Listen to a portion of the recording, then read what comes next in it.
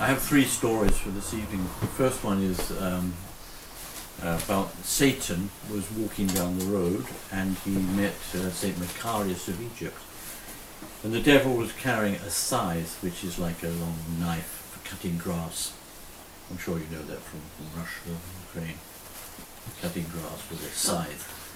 And he tried to cut Saint Macarius, but he couldn't. In fact, he was held prisoner by a force. And as St. Macarius carried on walking, the devil had to walk with him. He couldn't escape. And he complained to St. Macarius, he said, there's some force holding me and that I have to follow you wherever you go. He said, oh yeah, okay, that's your problem. And he said, I don't understand how you have this power. He says, for example, I know you fast, I never eat. You keep vigil and I don't sleep. But there's one thing that I don't have, and that is humility. And St. Macarius made the sign of the cross and the devil disappeared. The next story is about a young woman who was possessed by a demon. Her father was some sort of dignitary in the Byzantine court, and he sought out some fathers in the desert to help to dispel the demon. And nobody could do it. But he knew that there were some monks in a particular monastery in the desert that could do it, but they didn't like any publicity, so there'd be a chance that they wouldn't do it. So they conceived a plan. The idea was that the monks made baskets which they sold in the marketplace. So what they did, they went to the marketplace and they saw one of the monks from that monastery, and they bought some baskets. They said, but I haven't got the money on us, we're at the house, so come with us and we'll pay you at the house. So he goes to the house and the daughter's there, and the moment he enters the house she rushes up to him and hits him on the cheek. The monk immediately turns the other cheek and the demon is dispelled. And the demon says, you have cast me out by keeping the commandment, the gospel commandment, which is turn the other cheek.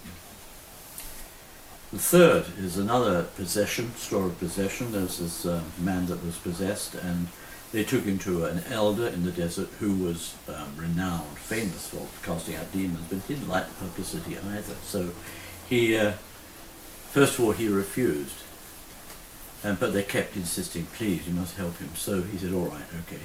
Demon, leave, and the devil came out. But the demon stopped and said, I have a question. Can I ask you a question before I go? He said, yes. He said, who are goats and who are sheep? And the elder answered, I'm a goat, but I don't know who the sheep are. With that, the demon then disappeared in a puff of smoke.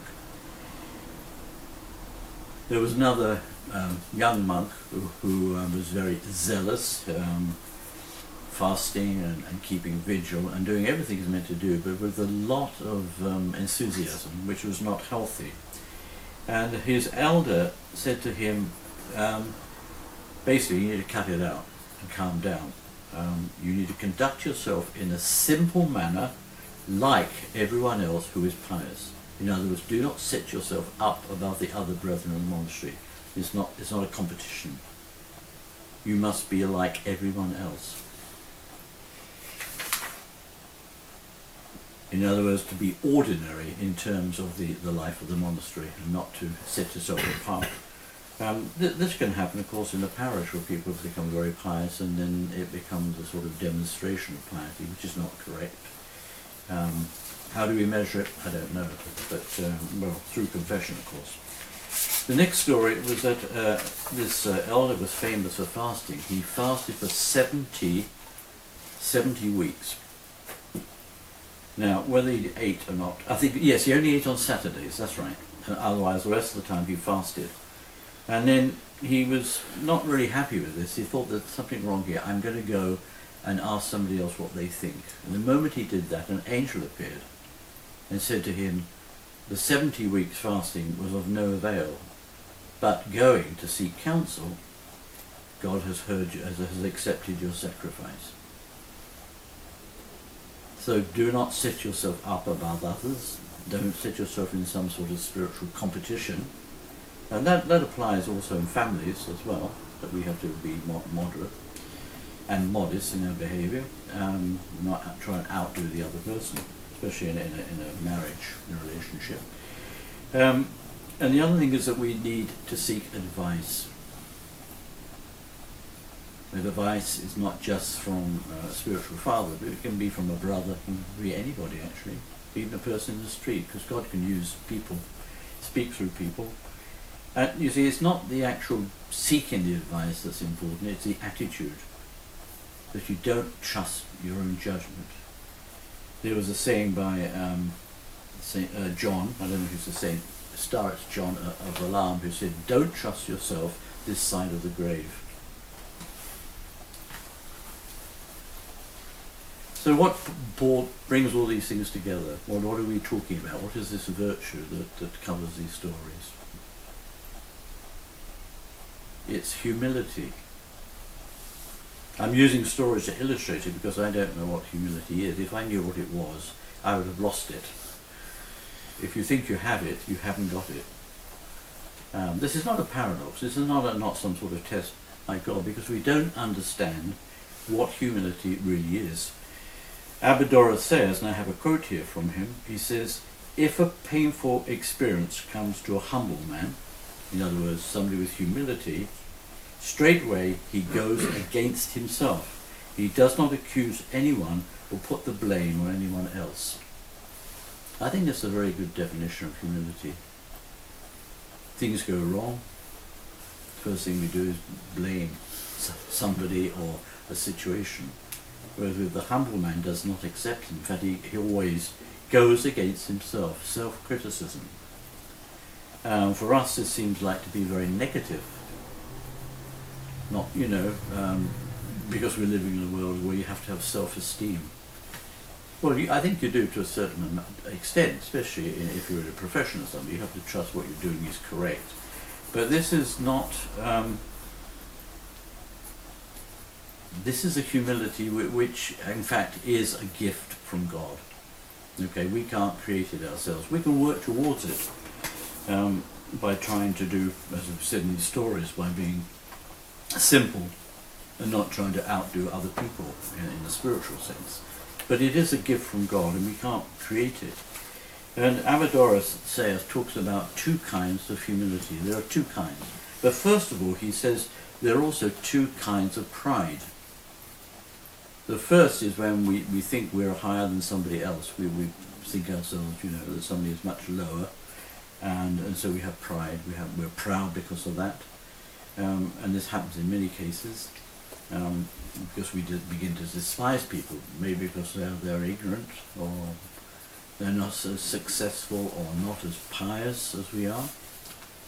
To me, that's far more dangerous in the spiritual sense, is setting ourselves up as some authority in the spiritual life and looking at what other people do. I'm glad I'm not like other people. This is the prayer of the Pharisee. The other type of pride is worse because it is pride against God. So we do not trust God, we begin to criticize that God has done this or allowed this to happen to me. This is another form of pride. It's worse because it's the pride of Satan, who set himself up as equal with God. One of the fathers said to one of his disciples, the disciple came to him and said, "I'm worried because I keep being praised by people. They like the way I'm a good monk, and etc., etc. What should I do?" And the elder said to him, "Well, you created the heavens and you created the earth." And he said, "Of course I didn't." He said, "Well then, why you should not worry about boasting, because you are just mud. In other words, we are created. In other words, we should not have a high opinion of ourselves." Two kinds of humility. The first is the opposite of that pride, which is to see ourselves as below other people. I think this is the most difficult thing. To think about this, to see that other people are on a higher level, or to see oneself lower than those around me, which is very difficult. That's the first type of humility, and the second is to trust God in everything, and not expect wonderful things to happen because we do something that is good. In other words, we should be indifferent to both. I mean, this takes a lifetime of struggle to have that, to think like that, let alone to be able to do it. Another story was about a monk who wore a hair shirt. This is a like sort of rough goat skin. This is what he wore. He didn't wear anything else. This is what he wore, like a sort of like tunic. And he wanted to go off and live in the deepest desert so no one could see him.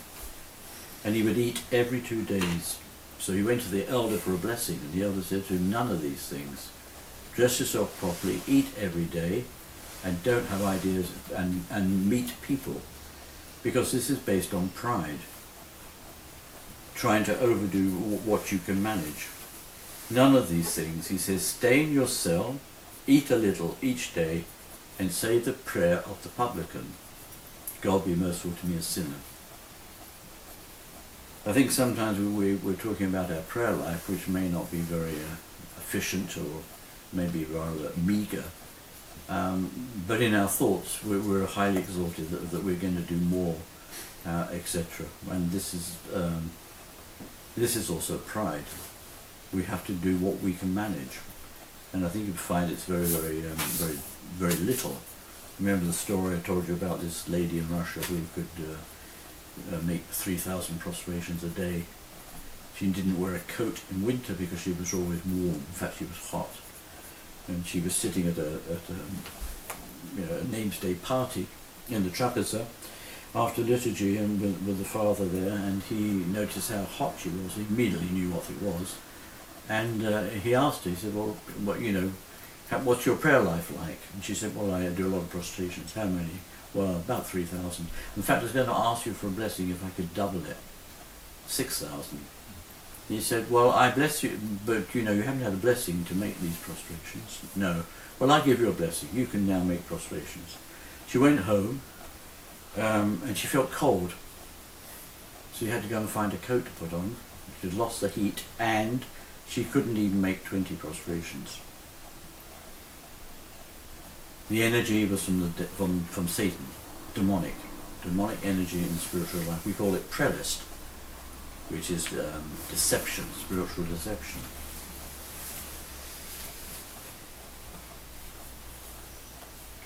I was going to ask Daniela about this, but she's not here tonight, but she'll see the recording. In the light of contemporary psychology, these stories that I've told you tonight are seen as behavioural examples of behaviour. And this is how secular psychology works. Because in psychology, secular psychology, the mind, which is what is behaviour study, is divorced from the spirit. Even in some of the other, there's a thing called Gestalt psychology, which is to do with the whole person, the wholeness of somebody. Even that is still only mental. It's in the mind. It does not deal with the spirit. In fact, it deals with cognitive elements, meaning the way we think and the way we learn, and how we see ourselves. And this again is all in the mind. It's divorced from the spirit. So, from psychology, looking at these stories of possession, the stories of humility, I think psychology recognizes humility, but only sees it as observable behavior, a form of behavior. In fact, I should think they see it as a form of mental illness, because you're not, pushing yourself forward. You're not having self-esteem. Now, there is a big difference between not having self-esteem and being humble. One is spiritual, and the other one is of the mind, and is actually based on pride. Because in secular psychology there is no understanding of the essence of this behavior. The essence of humility. It cannot, because it's a spiritual thing. You can only understand it if you have faith. You cannot understand it by doing various experiments, social experiments.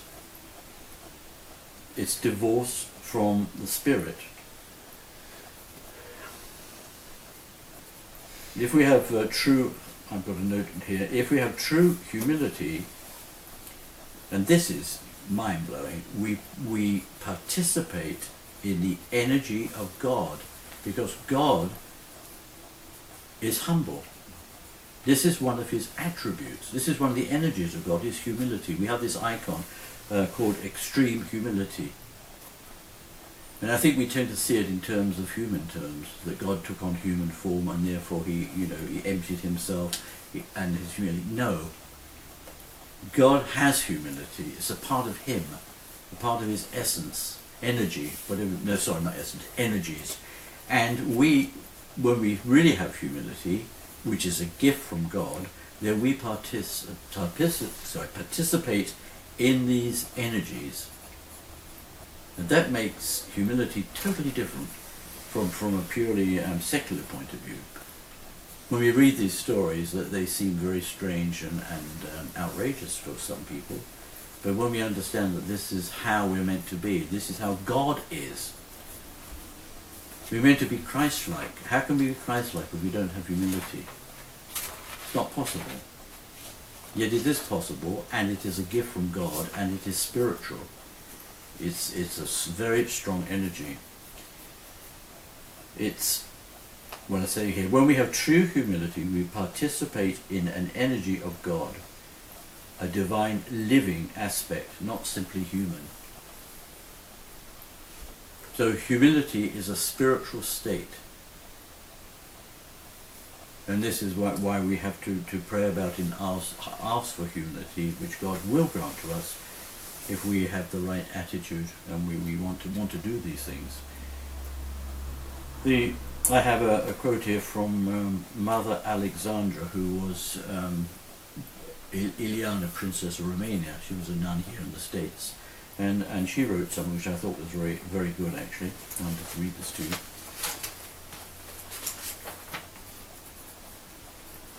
She says the word humility comes from humus, which is the Latin for soil, so to do with the ground. She says, but it's not servitude. Humility is not servitude, but purity and godliness. Purity and godliness. It's not being servile, because you actually are taking the energy of God. Humility, love, and there's a whole list of things that are aspects of God. They belong to God. We only see it in a human sense. She says it's not servitude, but purity and godliness. Acquire spiritual maturity by becoming a child. Spiritual maturity by becoming a child. What does humility profit us? Above all, humility shows itself in the most glowing colours when we are beset by adversity. When adversity strikes, we can meekly bow our heads in acceptance without outward complaint and inner revolt. But that is only the reason that it can happen is because it is a gift from God. It is a divine energy which we are offered. Yeah, do we have some questions? You don't have to switch off if we can pull questions, if we have any. Ken. Along with these stories that you began with, there was a non-awareness of themselves. Yes. They were going about their normal tasks. Yes. And up came the enemy of our souls. Yes. Enemy of our souls was used by God to show the humility of each of the people in those three stories. Yes. Yeah. The slap. Yeah. The power. The power. Yeah. And so that changes how you encounter these things you don't like encountering. Yeah. Does that make sense? Yes, absolutely. So even that comes to you from God, and then you realize it came from God because none of these people in this story would have said, I've earned this or achieved it. They may not have known they had it, except the God let it be shown by the adversary. Yes. Yeah. So it's very counter thinking. Yes. Completely counter thinking to me. So when we come into church, there's a sense of humility that comes in when you're coming into the presence of God. Yes. But it's almost like a ritual. You know you're coming, you're like Mary of Egypt, you know that story. Yeah. You come into the church, you're like... So what's the difference between that kind of coming into the presence of holiness or God's holiness or God and when we're just doing our lives? I think it's the same. I don't think there's any difference. Just doing our ordinary things and being, particularly in church, this is all a part of humility. In fact, we don't even think about it. I mean, we can't help it because we do think about it because we haven't got it. But when we've got it, so I understand from these readings and stories, is that you don't notice it because you're just doing what you're meant to be doing anyway. It's like a mother nurturing a child. You say, well, why are you nurturing a child? Well, that's not a question, is it? It's a nonsense question because that's what mothers do. Mm-hmm. And I think, and God is humble. That's how he is. And he wants us to be like him, Christ-like. But because of our ego and pride, well, we find it has to be an effort to be humble, where it should be a part. You see, everybody has humility to a certain degree, but it's not always developed. It gets developed by the way we behave, the way we live. So it's not as though it comes out of the sky, it doesn't exist before it didn't exist. Everybody has, and some people actually have natural humility. It's rare, but it is. I'm thinking of Elder Porphyrius as a young man. That was one of his qualities, was that he was humble in a true sense of the word. He didn't try and be humble, he just was. I think that's the big difference. So I have another observation kind of question. Yes. Christ comes humble, born in a manger. Tells us, come to me, take my burden on, it's light. Yeah, light. Yeah. The more the disciples encounter the humility of Christ, I'm going to go be taken, I will be abused, I will be crucified. The more their pride shows up, I'm going to sit on your right and your left. I won't deny you. Tom was saying, let's go and I would come and die with thee. Right. So this is, it's like this yes. double, Christ is going down yes. more, and the natural pride, I would say, yes. human pride, is showing up. I will die for you, I will never deny you, let me sit on the right and the left. The medicine for that, what is it? Oh, you tell me. Tell you know. Well, I mean, I think it's to partake of Christ. Yes, yeah. I mean, he finally gives them himself. Yes, yeah. And they receive him, and the Holy Spirit comes as a... But it's that counter path, right? I mean, the closer you get to Christ, the more you're aware of what you want, I suppose.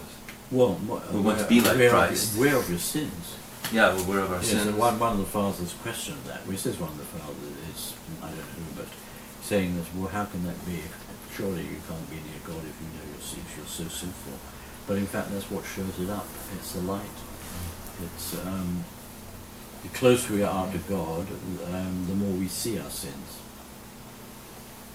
And in a sense, when we are, conscious of our sins, God is closer to us because it's recognizing our state. And this sort of human level of wanting to achieve everything. I think this is a problem. Not that you shouldn't achieve anything, but it's a sort of spiritual ambition. And then you get angry with yourself because you can't do certain things which you think you should be able to do. Instead of saying, I am weak, God help me.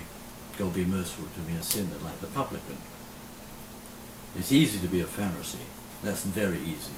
But to be a publican, that is self-abasement. That's very difficult.